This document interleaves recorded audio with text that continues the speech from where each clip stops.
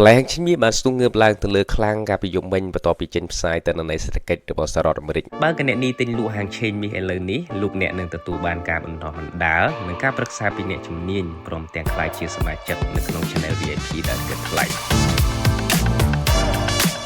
សូមស្វាគមន៍មកការវិភាគតម្លៃហាងឈាមមាសប្រចាំថ្ងៃសុក្រទី19ខែធ្នូឆ្នាំ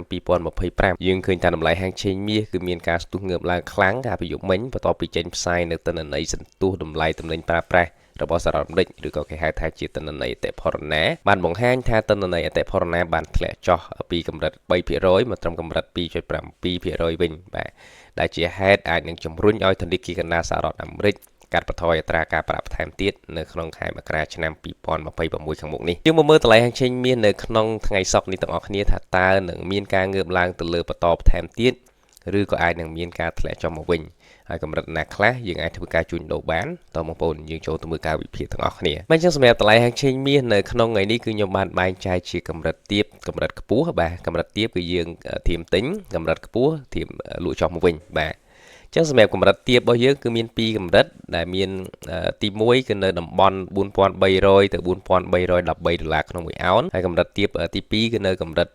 4262និង4272ដុល្លារក្នុង1អោនពីកម្រិតនេះបើសិនជាវាធ្លាក់ចុះមកយើងអាចធ្វើការទិញឡើងទៅវិញបានដែរបាទហើយសម្រាប់កម្រិតខ្ពស់ដែលយើងអាចធ្វើការបិទយកផលចំណេញក៏ដូចជាធៀមលក់ចុះមកវិញនោះគឺទី1គឺនៅកម្រិត4350ទៅ4360ដុល្លារក្នុង1អោនកម្រិតខ្ពស់ទី2គឺនៅកម្រិត4384ទៅ4400ដុល្លារក្នុង1អោនចឹងសម្រាប់ទិសដៅមាសនៅក្នុងព្រឹកនេះបាទទិសដៅមាសក្នុងព្រឹកនេះខ្ញុំមើលឃើញថាអាចនឹងមានការងើបឡើងទៅលើបន្តបាទទៅតំបន់4350ឬក៏4360នេះបាទបើសិនជាឡើងដល់តំបន់ខាងលើនឹងបកអត់ដាច់ទេបងប្អូនអាចពិចារណាធ្វើការលក់ចុះមកវិញបានបាទប៉ុន្តែក្នុងករណីបើសិនជាវាឡើងទៅបកដាច់បាទឡើងទៅបកដាច់អញ្ចឹងទិសដៅវានឹងបន្តទៅលើហើយបាទតទៅលើអញ្ចឹងអាចនឹងទៅ4384ឬក៏4400ដុល្លារក្នុង1អោនអញ្ចឹងបើសិនជាបងប្អូនត្រូវលក់ខ្ញុំគិតថាអាចនឹងទៅតំបន់ហ្នឹងយើងអាចធ្វើការលក់ចុះមកខាងក្រោមតែការលក់ចោះនេះក៏មិនសូវជាខ្លាំងមែនដែរបាទលក់ចោះនេះគឺ